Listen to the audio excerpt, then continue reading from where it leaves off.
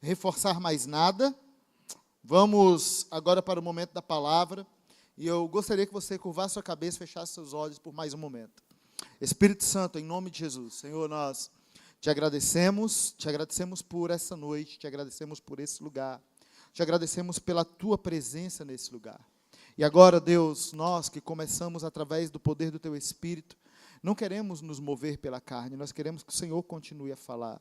Ó Deus, acima de qualquer palavra, Senhor, ou acima de qualquer entendimento, que o Teu Espírito Santo, Senhor, venha trabalhar no nosso coração essa noite, para nos tornar verdadeiros cristãos, homens e mulheres de Deus, que vivem a essência da Tua palavra, homens e mulheres de Deus, Senhor, que conhecem o Senhor e que adoram ao Senhor em espírito e em verdade. Então, Deus, em nome de Jesus, que o Senhor cancele toda a influência e toda a artimanha do inimigo, e que o Senhor faça, Deus, em nome de Jesus, com que esse ambiente, que é um ambiente de liberdade, Senhor, venha trazer os seus frutos, e nós possamos usufruir deles em Ti, em nome de Jesus, amém. Amém, queridos? Glória a Deus. Queridos, o título da mensagem de hoje é No Caminho da Verdade, e para começar a ministração, eu gostaria que você abrisse a sua Bíblia comigo lá em João, capítulo 14, versículo 6. Vamos começar a leitura. A minha versão é NVI, todas as versões que eu vou usar estarão na NVI. Então, vamos lá, João, capítulo 14, versículo 6. Glória a Deus.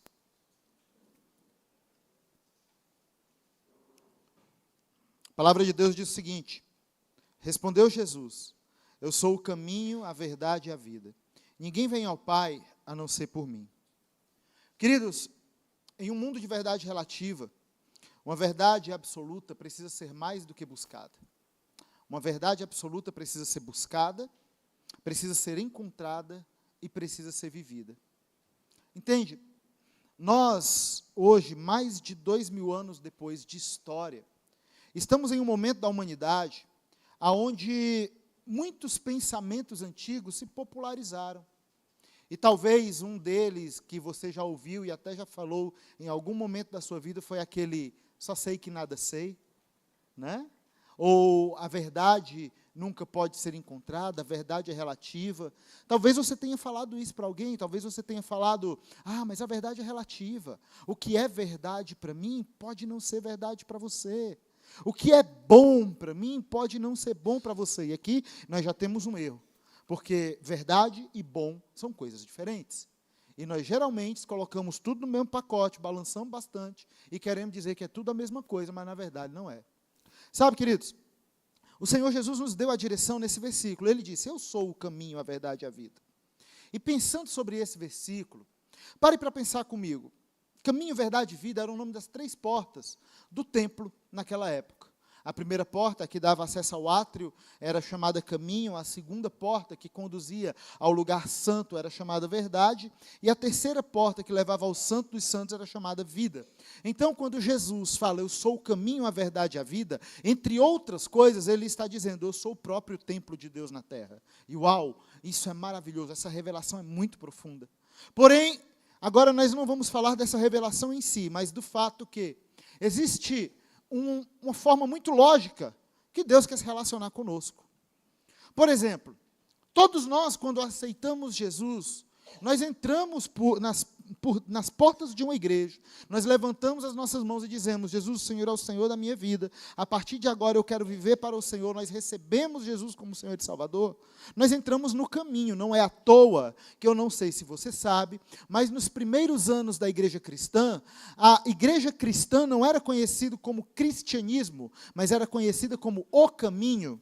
Inclusive, o cristianismo começou muito pequeno, com um grupo de judeus, os apóstolos. E dentro do Império Romano, com todos os seus deuses e suas religiões, o cristianismo era apenas mais uma seita, até que crescesse o suficiente para que se tornasse o que ele é hoje, a Igreja de Jesus na terra, viva, pujante, grande, enorme, que constrói e que faz com que nações inteiras possam conhecer ao Senhor, sendo fundadas pelo poder da sua palavra e caminhando no seu amor. É lógico que isso ainda não é perfeito, porque nós sabemos que O evangelho é muito influente no Ocidente, mas nós sabemos que, por exemplo, no Brasil, nem todas as pessoas se consideram cristãs. Mas chegará um dia que Cristo renderá a Ele todas as coisas, e Ele mesmo se fará Senhor de todas as coisas. Amém, queridos? Glória a Deus. Então vamos lá, continuando. Nós entramos no caminho. Então é como se nós entrássemos na primeira porta. A partir daí, nós precisamos entrar na segunda porta. E a segunda porta é a porta da verdade.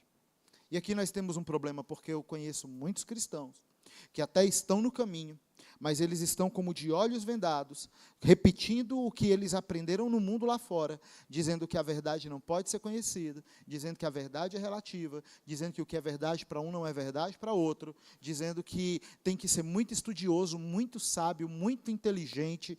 Gente, isso é mentira. Existia uma escola, talvez você já tenha ouvido falar desse cara em nome de colégio. Os mais estudiosos vão lembrar deles enquanto estudavam. Quem aqui lembra de um rapaz chamado Pitágoras? Vocês lembram de Pitágoras? Existia uma escola, a escola de Pitágoras, a escola pitagórica. Ela pregava o seguinte, ela tinha duas doutrinas. Uma para o povo, aonde ela relativizava tudo e dizia que nada podia ser conhecido, e outra interna. Outra que fazia isso era a escola de Epícoro. Epícoro, ele dizia que ele só poderia dizer qual era a sua real doutrina, a verdade que ele conhecia, aqueles que tinham caminhado com ele até o ponto de ficarem velhos. Ou seja, o mundo trabalha sempre o engano. O mundo pode até conhecer a verdade. Entenda uma coisa, querido. O mundo sabe que a verdade é Jesus. Mas o mundo odeia tanto Jesus, o mundo odeia tanto o evangelho, tanto o cristianismo, que ele fica lançando todos os dias essa mesma ladainha, essa mesma doutrina, dizendo que a verdade não pode ser conhecida para confundir os fracos. E parece que virou moda dizer que não se pode conhecer a verdade. Porém, querido, basta você ler João capítulo 14, versículo 6, e você vai ver que toda a verdade está lá, Jesus é a nossa verdade. Amém? Então vamos lá, querido, vamos pensar um pouco sobre verdade. Eu lembro que uma vez ainda adolescente eu fiz uma viagem longa, e eu tinha um destino que era uma cidade em cima de uma serra. E eu lembro que eu comecei a ver aquela serra mais ou menos uns 50 quilômetros antes de subir aquela serra, e depois que eu subisse aquela serra eu ainda ia ter uns 50 quilômetros até chegar na cidade que eu queria chegar. Sabe, queridos, a verdade é a mesma coisa. Ela pode ser conhecida, ela pode ser vista, e nós devemos caminhar para lá. Quando Jesus diz, eu sou o caminho, a verdade e a vida, é como se ele tivesse dado a nós um GPS. Quantos aqui já tiveram a experiência de dirigir os seus carros com o GPS ligado? Eu acredito que grande maioria daqueles que têm carro hoje em dia, né, foi-se o tempo que você ia perguntar para a pessoa, parava na esquina e dizia, fulano, onde é que fica a igreja Fire, que é a referência da rua tal, número tal, que mora o fulano? Ninguém mais faz isso. Hoje a gente só tem GPS. Então é como se o Senhor tivesse colocado um GPS, ligado um GPS para a sua igreja, dizendo, ei, eu sou o caminho. Então, se vocês chegaram na igreja, olhem para mim, que eu vou guiar vocês para o lugar que vocês têm que ir. Eu vou mostrar para vocês qual é a condição ideal, o fim de todas as coisas, em mim mesmo. Porque Jesus não é um caminho, porque Ele é o Filho de Deus. Jesus não é o caminho, por isso também. Mas Ele não é o caminho só porque Ele é o Filho de Deus. Ele não é o caminho simplesmente porque Ele foi um bom homem. Mas Ele é o caminho porque Ele é a perfeição de Deus na terra. No tocante a uma forma de viver, no tocante ao seu espírito, no tocante à sua moral, no tocante à sua fé, no tocante ao seu amor ao próximo, ou seja, todas as coisas que nós precisamos para viver bem, nós vamos encontrar em Jesus. Você não precisa de nenhuma referência externa.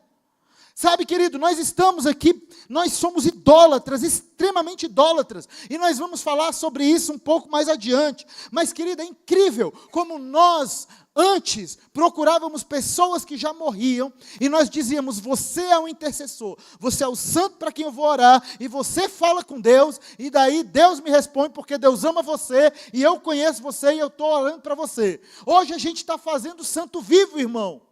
Eu vejo um monte de gente pegar coach, pegar um monte de gente sábia, os sábios de boteco, os sábios de esquina, e dizer, não, esse cara sabe o que ele está falando. E muitas vezes o que aquele cara está falando é simplesmente o que Jesus já falou.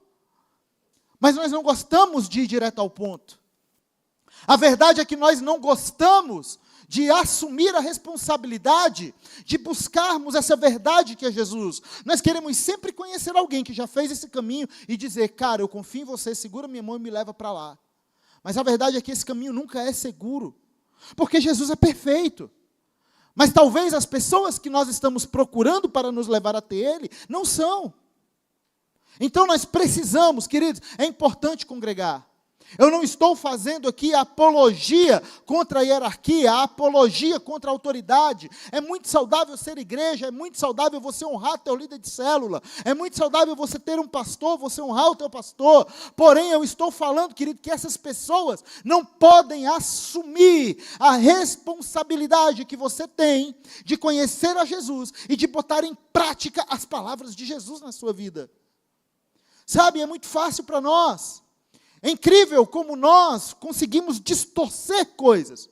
Por exemplo, existem coisas que são lindas e que nós praticamos. Estava conversando com a Rafa essa semana, nós estamos aí estruturando toda a cadeia discipulada da igreja. Esse mês vai estar pronto, vai ser incrível, vai ser lindo. Mas eu já estou orando, queridos, e eu quero deixar bem claro, discipulado não é um lugar para você resolver os teus problemas. Discipulado é um lugar onde você olha para a pessoa e você diz, cara, você tem um estilo de vida que parece o estilo de vida de Jesus, eu me inspiro em Jesus, e porque você está fazendo o que Jesus faz, eu quero que você me mostre como chegar nesse lugar. Não é você colocar a tua esperança na pessoa, é você colocar a sua esperança em Jesus. As pessoas simplesmente são amigos, facilitadores, homens e mulheres de Deus que oram por você e que ensinam você qual é o caminho. Então, nós precisamos, queridos, começar a refletir seriamente sobre a verdade. Deixa eu ligar meu iPad. Por exemplo, João capítulo 8, versículos 31 e 32. Abra comigo, por favor.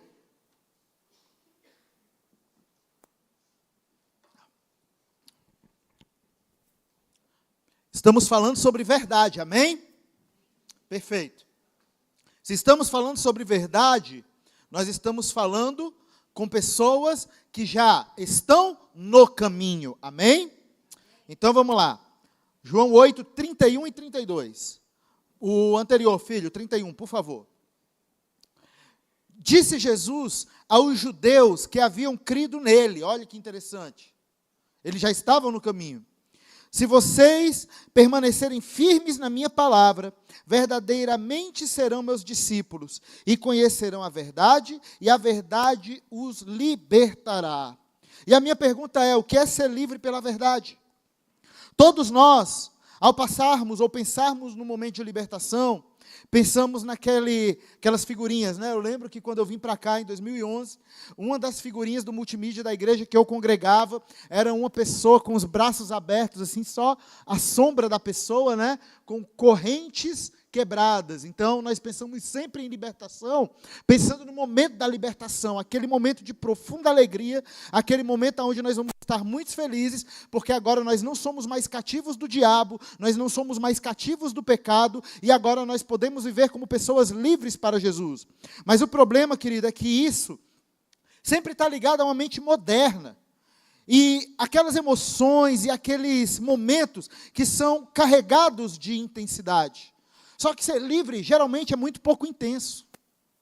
Porque, esses dias eu estava assistindo um filme com a minha esposa, e eu acho esse filme incrível. Amor, qual que é o nome daquele filme que fala da escravidão americana, no momento ali da libertação dos escravos? Aquele com o Cuba Gooding Jr. Você lembra? Enfim, se alguém lembrar, é um filme incrível. Se alguém lembrar, me fala. Eu aconselho vocês.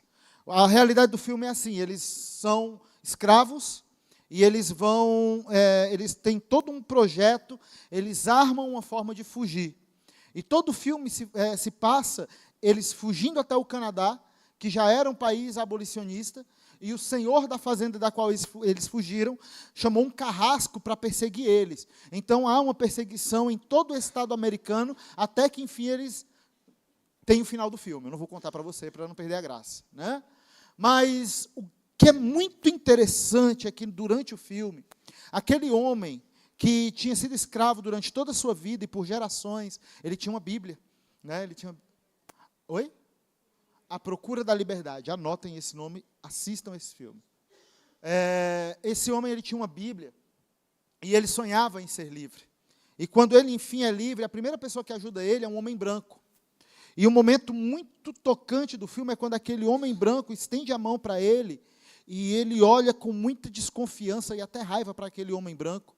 E ele não consegue dar a mão para aquele homem para subir na carroça para fugir. Até que alguém diz para ele, calma, agora você é um homem livre. E muitas vezes nós somos assim, queridos.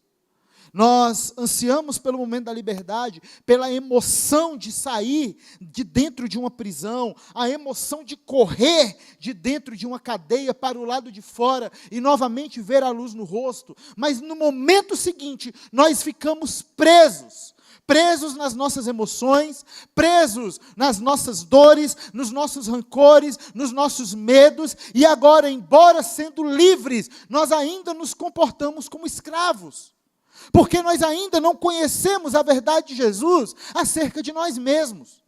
Nós ainda não conhecemos a verdade de Jesus acerca da nossa família, acerca do nosso coração, acerca do perdão, acerca de relacionamento, acerca de casamento, acerca de vida financeira e muito menos de vida com Deus. E aí, nós continuamos caminhando na nossa vida, celebrando aquele momento que passou, onde as cadeias caíram, mas depois dali, a verdade é que muitos de nós fizeram coisas muito pouco significantes para nos tornarmos pessoas realmente livres. Então, ser livre pela verdade, querido, não é simplesmente você passar por uma oração forte. Glória a Deus, essa cultura está mudando aqui na igreja. E eu não tenho nada contra orar por você, irmão, eu oro por você. Se você pedir para mim orar por você, eu vou orar de todo o coração. E eu gosto muito disso. Mas antigamente eu via muito pessoas que vinham com aquele sentimento, não de, pastor, me ajuda em oração, mas aquele sentimento de, eu não posso orar porque Deus não me ouve. Se ele orar, Deus resolve, porque Deus ouve ele, não ouve a mim. Não. Eu vou interceder por você. Eu amo interceder por você. Nós temos uma equipe de intercessão aqui na casa para orar por você. Mas a minha oração não substitui a sua oração. A minha fé não substitui a sua fé. A minha caminhada com Deus não substitui a sua caminhada com Deus. Então, queridos, nós precisamos aprender a viver a verdade. Porque se é a verdade que nos liberta, há um grande problema, e muitas vezes, como eu falei, nós não nos comportamos como pessoas livres, porque nós somos parciais no nosso abraçar da verdade. Quantas vezes nós abraçamos a verdade quando ela nos é conveniente?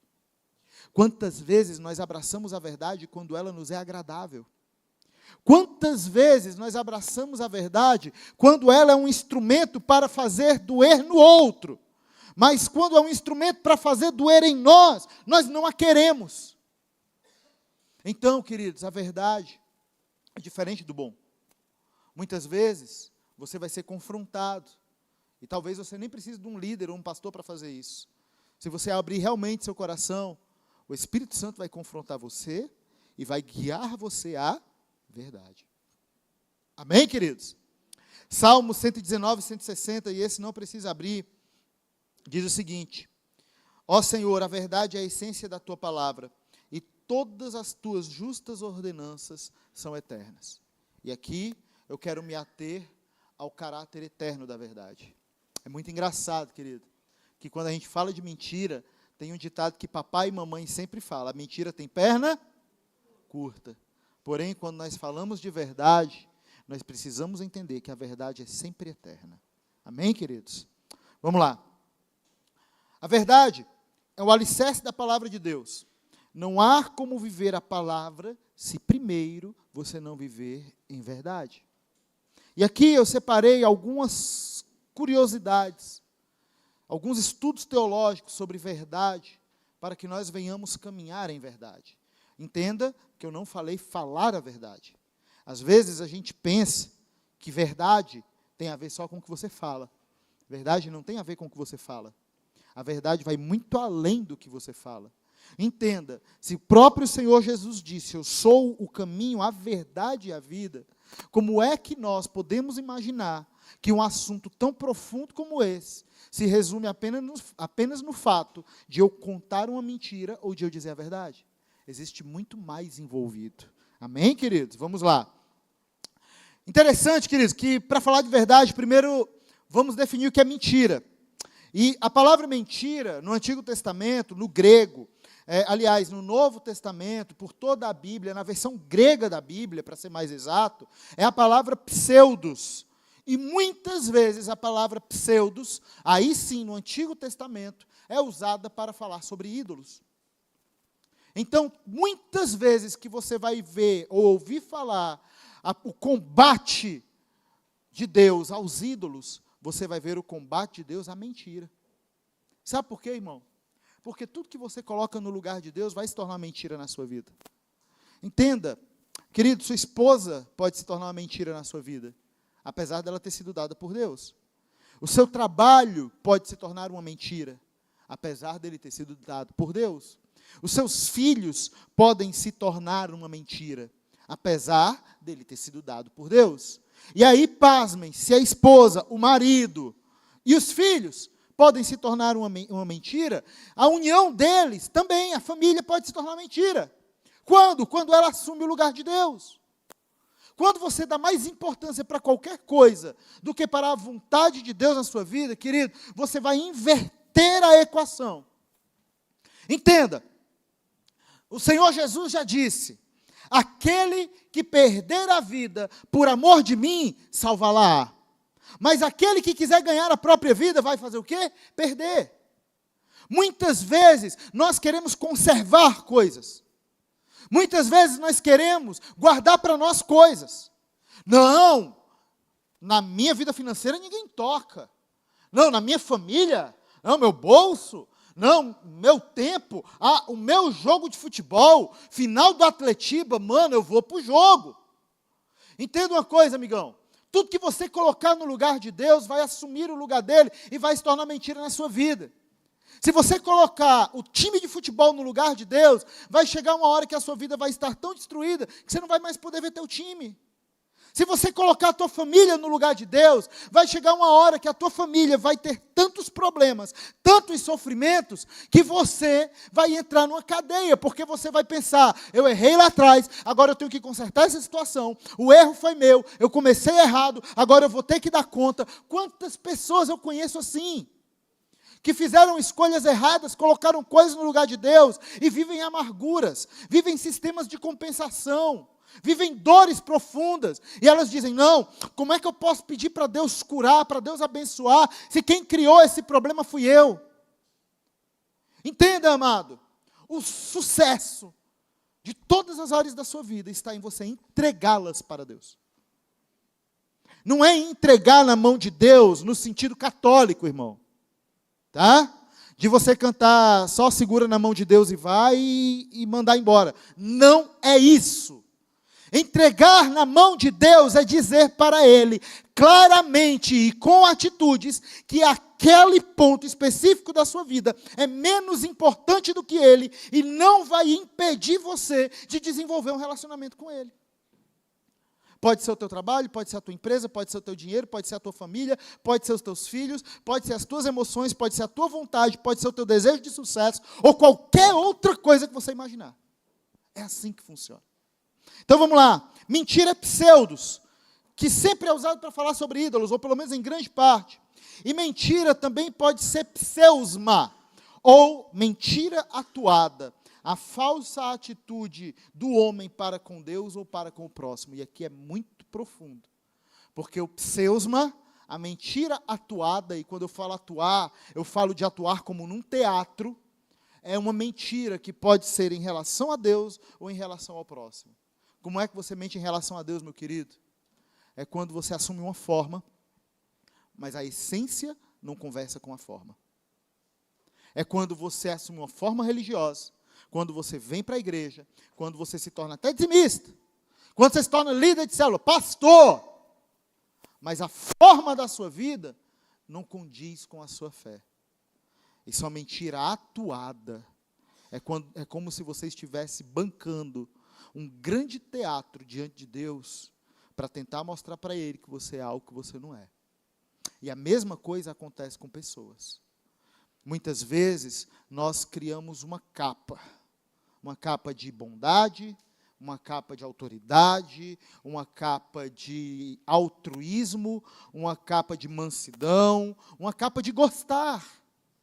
Talvez você aqui já tenha falado que você gosta de uma pessoa que você não gosta. Talvez você aqui já tenha suportado alguém que você não suporta. Porque é muito mais fácil você fingir do que você consertar o caminho. É muito mais fácil você tolerar alguém do que você realmente fazer o conserto com aquela pessoa, entender aquela pessoa, sair da sua zona de conforto e começar a caminhar ao lado dela de verdade. Mas quantas vezes nós temos áreas ou relacionamentos na nossa vida que são pseusma, que são mentiras atuadas, mentiras que duram anos. Entende como não tem a ver com o que você fala? Quando você chega para uma pessoa e diz assim, eu amo você e você não ama, aquilo dali é só a expressão de um coração que já está corrompido pela mentira. A palavra é algo pequeno, também é pecado, também é pecado, também é mentira, mas é algo pequeno em relação ao todo.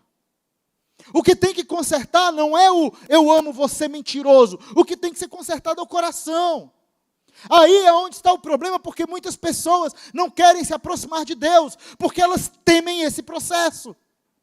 Elas temem consertar a sua vida, porque muitas vezes o processo vai ser um processo de dor, muitas vezes o processo vai ser um processo que não vai ser fácil, aonde você vai ter que abrir mão do seu orgulho, aonde você vai ter que abrir mão da tua vontade, aonde você vai ter que confessar que você estava errado.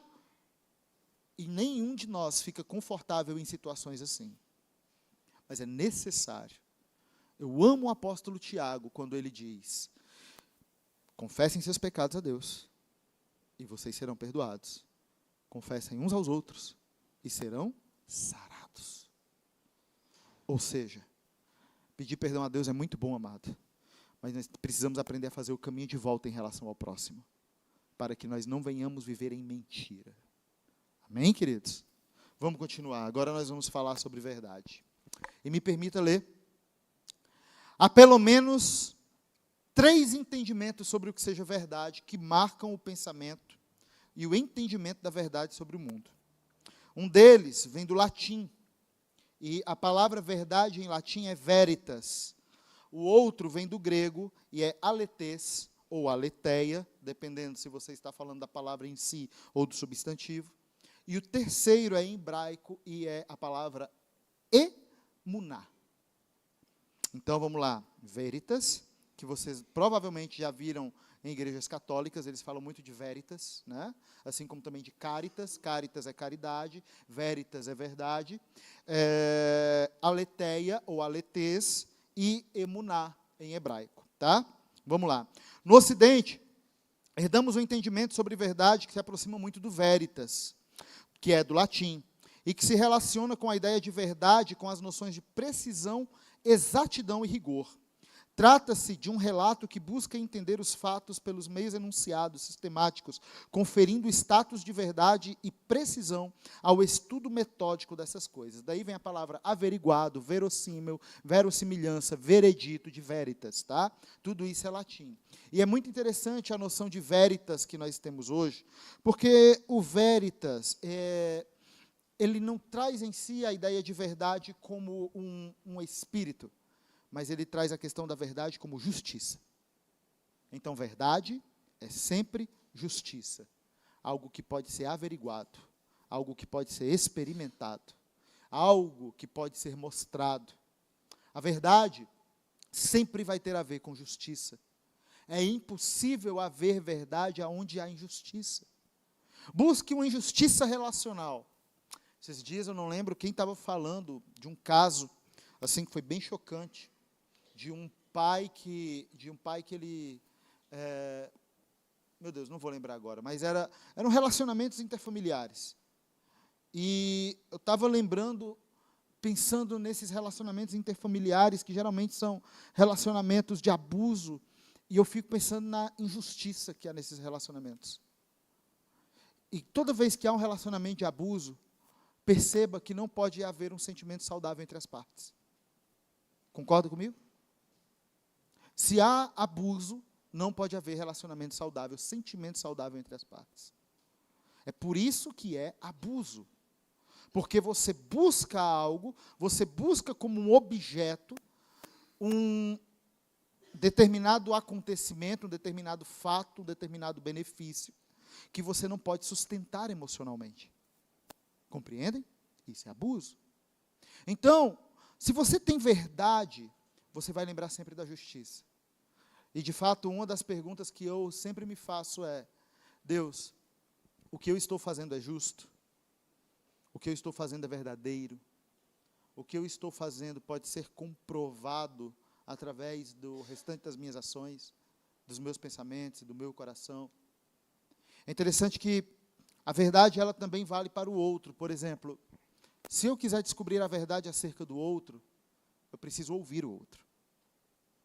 Um dos grandes problemas da mentira é porque a mentira tenta fazer você descobrir o outro através do seu próprio olhar, através do seu próprio coração e não através do coração da pessoa.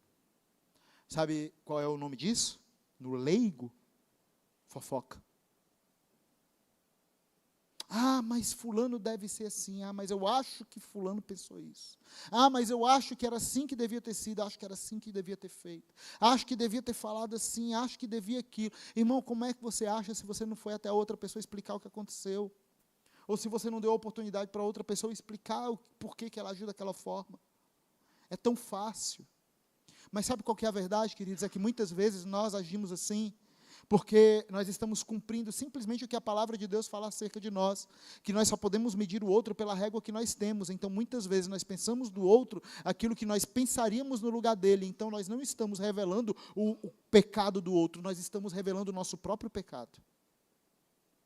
Nós não estamos revelando a maldade do coração do outro, nós estamos revelando para nós mesmos a nossa própria maldade. É assim que funciona. Então, amados, quando você lembrar da verdade, lembre sempre da justiça. Agora vamos lá, vamos para a segunda definição. Diferente dessa concepção da veritas, nós vamos para o aletes, que é um termo composto de dois elementos: a, que é negação, e lete, que significa ocultamento. Nesse sentido, a verdade seria aquilo que não está oculto, ou aquilo que foi desocultado, se opondo àquilo que está encoberto ou escondido. A verdade, enquanto aletes, corresponde ao entendimento da verdade que está nas coisas mesmas que aparecem, mas para alcançar é preciso que essas coisas sejam descobertas. Então, queridos, entenda, a verdade, muitas vezes ela é aparente, ela é límpida, ela é limpa como a água, e ela vai estar diante de nós. Outras vezes, nós vamos precisar fazer um esforço para descobrir a verdade. Isso é muito profundo, por exemplo, quando eu vou fazer alguns processos de libertação aqui na igreja. Muitas vezes, processos de libertação nada mais são do que a pessoa descobrindo a verdade de Deus acerca da vida dela e das dores que ela já passou. Um momento do processo de libertação que nós sempre fazemos é quando nós encontramos uma situação que é muito traumática, nós geralmente fazemos uma oração com essa pessoa, fazemos ela voltar até esse momento traumático, e nós dizemos: coloque agora Jesus nesse momento, segure na mão de Jesus, e deixa Ele ressignificar esse momento para você. Deixa Ele mostrar para você que Ele estava com você, que Ele não perdeu o controle, e que Ele te amou mesmo nesse momento. É muito profundo. Mas às vezes, queridos, nós, diferente da palavra aletheia ou aletes, que significa verdade, essa verdade que precisa ser buscada, essa verdade que precisa ser desocultada, assim como foi Jesus, porque Jesus, ele foi a verdade descoberta de Deus, ele se mostrou ao mundo, ele mostrou qual era a face de Deus para nós, ele mostrou o coração de Deus para nós. Assim também nós precisamos descobrir qual é a verdade acerca das coisas que estão ao redor da nossa vida. Qual é a verdade de Deus acerca dessa igreja para você? Você já conversou com pessoas acerca disso? Qual é a verdade de Deus sobre o seu casamento? Qual é a verdade de Deus sobre o teu ministério, sobre a tua liderança, sobre a tua vida com Deus? Você já buscou isso ativamente? Ou será que você tem assumido uma postura onde Deus se torna responsável por todas as coisas, quando na verdade Ele está querendo que você assuma a responsabilidade de construir esse caminho ativamente? De dizer, Deus, eu sei que existe uma verdade, eu sei que o Senhor deseja que eu encontre essa verdade, e eu sei que o caminho para essa verdade está no Senhor, então eu vou fazer o dever de casa, eu vou orar, eu vou buscar em Ti, eu vou buscar a revelação do Pai, eu vou me relacionar com pessoas que conseguem construir comigo esse lugar. Aí você vai saber qual é a verdade. Porque, irmão, não tem como você viver verdade com um casamento destruído. Casamento destruído não é verdade. Não tem como você viver a verdade se escondendo. Esconder-se do mundo e dos demais não é verdade. Não tem como você viver a verdade se você não mostra o seu coração. Porque, queridos, não há nada melhor, não há nada mais poderoso do que um coração descoberto, que age com mais do que intensidade, mas com transparência. Entenda, antes de ser intenso, seja transparente. Antes de você sair botando força em tudo e dizendo, é nós, e nós vamos fazer, e eu vou destruir, e vai acontecer, pastor, conte comigo. Gente, eu já vi tanto isso, pastor, conte comigo para o que der e vier, nós vamos arrebentar, nós vamos mudar, nós vamos fazer, vamos acontecer. 6 meses depois a pessoa está, mas será? Mas e aquilo outro, mas e isso, mas e se fosse? Irmão, busque a verdade. Irmão, seja mais transparente do que intenso. Irmão, foi ferido, fala. Irmão, doeu, conversa. Precisa pedir perdão, não pensa 2 vezes. Precisa ser perdoado, foi machucado, confessa que foi machucado, pelo amor de Deus. Aprende a conversar. Quantas situações difíceis em famílias, em relação a pais e filhos, em relação a marido e mulher, em relação a irmãos, poderiam ser resolvidas simplesmente com uma conversa verdadeira e franca. Aonde as partes se respeitam e se entendem. Aonde você não está pensando em vencer uma discussão. Inclusive, isso foi algo que Jesus combateu, o sofismo. E que nós somos apaixonados, todos nós amamos vencer discussões. Nós queremos ser o melhor professor, nós queremos ser o melhor mestre, nós queremos ser o melhor pai, nós queremos construir a casa da forma certa, nós queremos mostrar que o nosso jeito dá certo, e quem vem discutir com a gente enche de argumento para dizer que a gente está certo. Mas entenda uma coisa, querido, na verdade, muitas vezes, a maior parte dos argumentadores são medrosos, escondido por trás de uma capa de racionalidade. Não tem problema nenhum em você dizer assim, eu não sei. Eu tenho medo. Eu tenho medo de me entregar para Jesus. Eu tenho medo do que Ele pode fazer na minha vida. Eu não confio totalmente. Já pensou? Coisa feia, né? A gente que nasceu e cresceu ouvindo dizer que a gente tem que confiar em Deus, de repente a gente confessar e dizer assim, eu não confio tanto em Deus assim. Eu não consigo entregar essa parte da minha vida. Irmão, não tem problema com isso. Melhor forma de você vencer é você confessar. Compreende? Então, aletês, queridos. Desvende a verdade. Comece por você. Não seja bom se você não é bom. Não estou dizendo que você tem que ser um poço de amargura, né? Porque daí tem o outro lado, né? E eu gosto de combater isso quando eu estou falando sobre isso. É aquele cara, aquela menina que diz assim, eu falo mesmo, eu não tenho papo na língua, eu sou sincero. Mal sabe a criatura que está sendo só sem sabedoria. E chamando a falta de sabedoria de sinceridade. Né? É assim que funciona. Mas, irmão, desvende-se. Chegue para o seu líder. Chegue para nós como seus pastores. Chegue para o seu discipulador, a pessoa que você confia no reino, e diga, eu quero confessar para você onde estão os pontos sensíveis, aonde estão as áreas difíceis da minha vida. As áreas difíceis da minha vida são essas. Eu pinto um quadro muito bonito, mas na verdade eu tenho um problema com isso, com isso, com isso, com isso, com isso. Já disseram que eu era isso, isso, isso, isso e isso. E isso me machucou, mas hoje, parando para pensar, eu acho que até que aquela pessoa tinha razão e eu preciso consertar isso no Senhor. Esse é o caminho. Amém?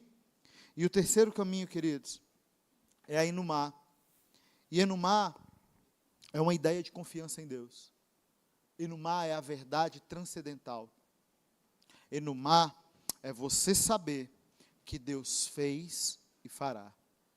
Inumá é você se entregar ao Senhor, entendendo que as suas palavras e as suas promessas são verdadeiras e que elas não tardam, que elas não falharão. É por isso que a verdade é eterna. A verdade é eterna porque a verdade é justa. A verdade é eterna porque a verdade é amorosa. A verdade não se trata do que eu vou ganhar, a verdade se trata do que eu vou entregar. A verdade não se trata do como as pessoas vão olhar para mim, mas se trata de eu equalizar a minha vida com a forma que Deus olha para mim.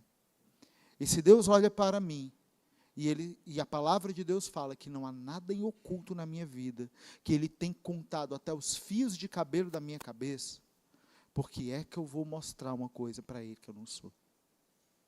Por que é que eu vou mostrar para as pessoas algo que eu não sou? Então, amados, é hora de nós vivermos em verdade. Entenda, a verdade deve ser buscada, a verdade deve ser conquistada, adquirida, recebida, e a verdade deve ser vivida. Deixa a verdade de Deus entrar no seu casamento. Deixa a verdade de Deus entrar no seu coração. Deixa a verdade transformar todas as coisas. Não viva de aparência, não viva de status. Não seja dúbio, não seja crente só dentro da igreja. E você pode ter certeza, querido, se você encontrar esse lugar, se você encontrar Jesus, se eu falo encontrar esse lugar, parece que é difícil, então eu vou voltar à frase, se você encontrar Jesus, e você permitir que Jesus seja a verdade na sua vida, Ele vai mudar todas as coisas.